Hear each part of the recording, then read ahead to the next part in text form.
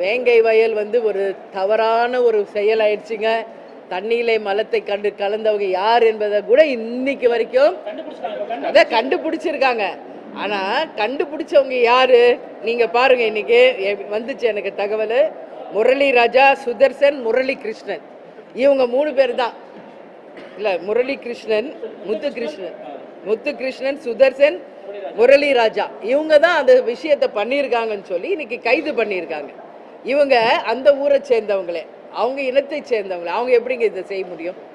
யார் மேலேயாவது திசை திருப்பி விட வேண்டியது, பழியை யார் பக்கமாவது திருப்பி விட்டுட்டு உண்மையில் யார் தவறுகள் செய்தாங்களோ அவங்கள தப்பிக்க வைப்பது தான் இந்த திமுகவின் திராவிட மாடல் ஆட்சியாக இன்னைக்கு நடந்துகிட்டு இருக்குங்க.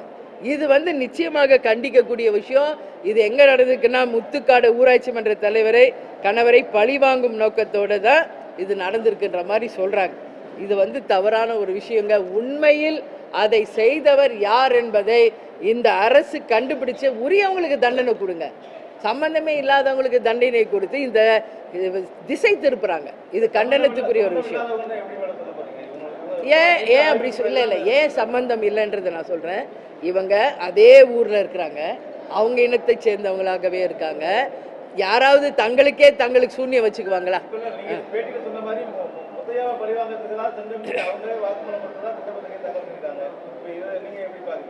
அதுதாங்க இங்க வந்து எல்லாத்துக்கு பின்னாடி அரசியல் ஓடுதுங்க.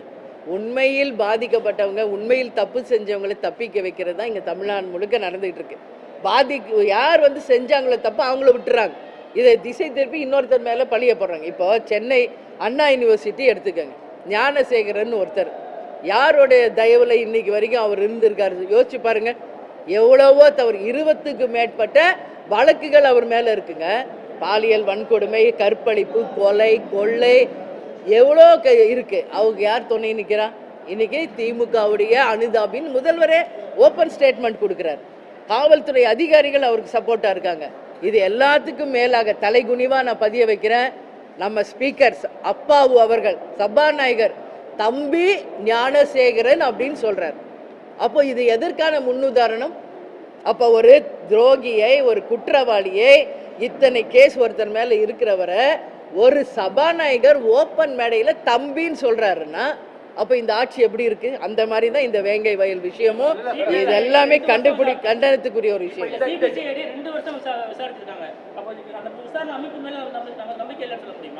இப்ப நீங்க வந்து ஜவஹர் அலி மரணத்துக்கு சிபிசிஐடி உண்மையா நேர்மையா கண்டுபிடிப்பாங்க. நீங்க இப்பதான் கண்டன ஆர்ப்பாட்டத்துல பேசுனீங்க.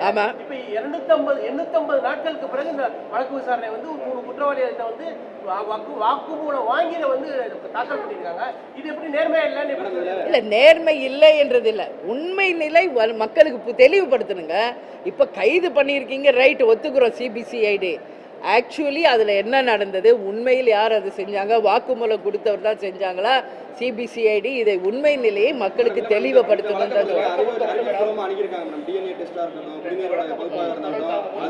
இல்ல, அப்படி அவங்க தான் தப்பு பண்ணாங்க என்றால் நிச்சயமாக தண்டனைக்குரியவர்கள் அவங்க தான்.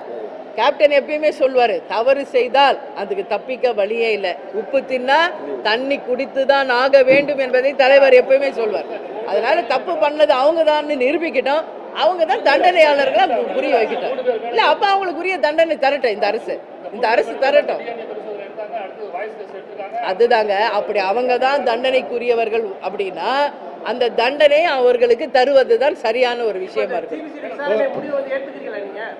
இல்ல, சிபிசிஐடி தான் நம்ம அட்லீஸ்ட் கொஞ்சமாவது நம்ப முடியும். அதனாலதான் இப்ப ஜகபர் அலி இது கூட நான் என்ன சொன்னேன், சிபிசிஐடி விசாரிச்சாதான் உண்மை நிலவரம் வரும்னு. அப்போ சிபிசிஐடியே வந்து இதை விசாரிச்சு சொல்றாங்கன்னா அதுல உண்மை இருக்கும் பட்சத்தில் அதை நானும் தலைவணங்கி ஏற்றுக்கொள்கிறேன்.